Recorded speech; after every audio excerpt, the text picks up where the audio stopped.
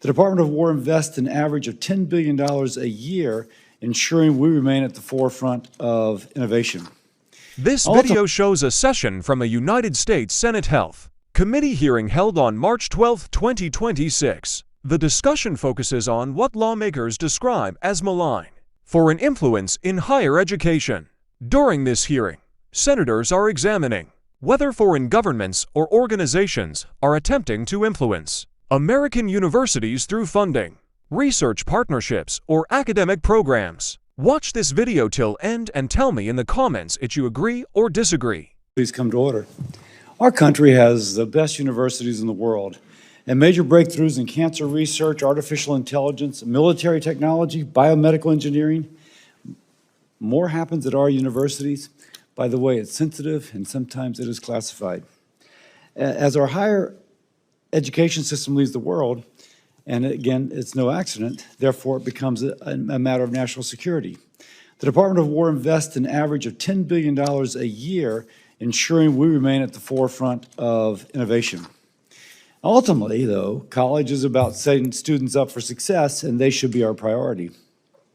But that priority can be undermined when foreign adversaries attempt to exercise influence on college campuses, again, inherently threatening national security. This hearing is about foreign governments and countries' contribution to our universities, but just because somebody elsewhere contributes to our university does not mean it is malicious. We cannot prejudge, but we cannot be naive. We have to look at this in a way which we attempt to understand, and if there's a theme in this conversation, it'll be about transparency. And there are many success stories of this aid helping American students and helping people around the world with a collaboration which is fruitful and helping to solve complex problems. So, again, if we look at this poster, there's a lot of aid at play here. Hold it up a little bit higher, please. Almost $9 billion, going down to $2 billion. This is from the Department of Education. I take no blame for breaking out England from United Kingdom. So I think the Scottish say that it's United Kingdom when it's a good Scottish tennis player, and it's England when it's an English tennis player, but that's their thing. On the other hand, again, we cannot be naive.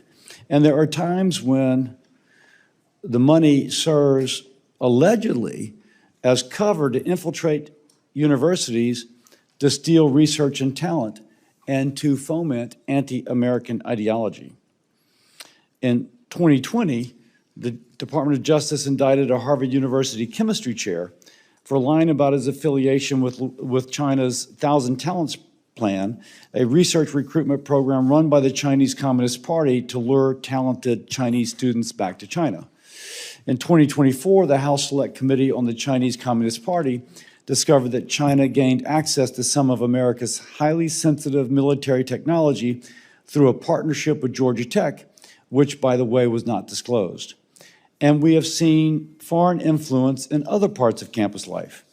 In the fallout of the October 7th anti-Semitic attacks, the pro-Hamas National Students for Justice in Palestine caused chaos on over 275 college campuses, with chants of death to America and death to Israel.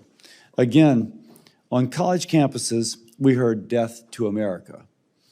I just read an interesting essay last night by Jonah Goldberg pointing out that institutions shape individuals. I just met young Marines, 16-year-olds shaped by a Marine-like experience, very positive. But he also points out that if you go to a university and you're mentored by somebody who has certain views, you'll be shaped by those certain views. And views of death to America is a threat, particularly at elite universities, is a threat to our country. Now, Iran publicly praised these movements, and that could be taken as an influence, as an evidence of their influence, but that's just what we know. Now, there's a difference between American college students having thoughtful dialogue, exploring ideas and beliefs, and becoming sympathizers with radical ideology in which we hear death to America. We have freedom of speech here, but let's not be naive. That's what this theme is. We need to protect college campuses, and the way we protect is through transparency. Now, $9.7 billion in foreign gifts and contracts were reported last year, but that only accounts for dollars that have been reported, and there's been zero accountability. You've heard the old adage, follow the money. Well, that's what we would like to do. Passing the Deterrent Act is the next step. Let's close reporting loopholes, increase accountability, and provide transparency to Congress, intelligence agencies, and the public. Louisiana, Florida, Indiana, and Alabama have passed similar laws. They work. But I've said before, this is a national security concern and requires federal legislation. I thank President Trump for taking this threat seriously and protecting institutions, students, and research by streamlining the process to disclose foreign source gifts and contracts. The Department of Education will be better equipped to protect the U.S. from bad actors. Again, we're not prejudging. If somebody's building a medical school in the Middle East, that's a good thing. If somebody's researching better ways to handle water or to explore for minerals, that's a good thing. But if someone's attempting to influence us in a negative way or to steal information from us, that's a bad thing. And we need to know if other countries are trying to steal research or influence our campuses with an anti-American ideology. We need to know when other countries are making financial contributions. Again, it may be innocent or not. Students, professors, and our country need to know. With that, we will go to our witnesses. And again, Dr. Senator Kim has introduced. So I'll begin by introducing Dr. Peter Wood. He is the president of the National Association of Scholars, a nonprofit that conducts research and advocacy focusing on academic freedom and transparency in higher ed. He previously served as a tenured associate professor of anthropology at Boston University, as well as associate provost and chief of staff to the president. He received his bachelor's from Haverford College and doctorate from University of Rochester.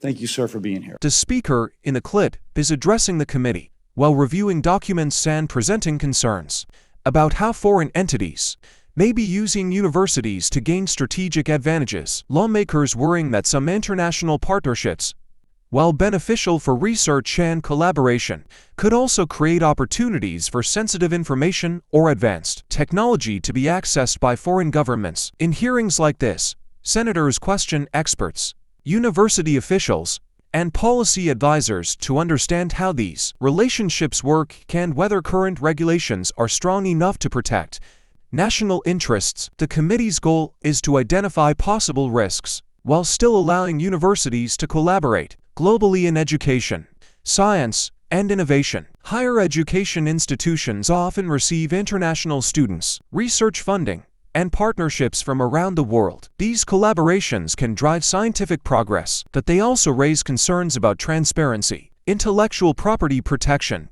and national security. Throughout the hearing, lawmakers emphasize the importance of balancing two key priorities: protecting academic freedom and openness in research, while also ensuring that foreign actors cannot misuse university systems to gain unfair influence or access to sensitive technologies. Ultimately, this hearing is part of a broader effort by policymakers to review how universities disclose foreign funding and partnerships, and whether new rules or oversight are needed to maintain both academic integrity and national security.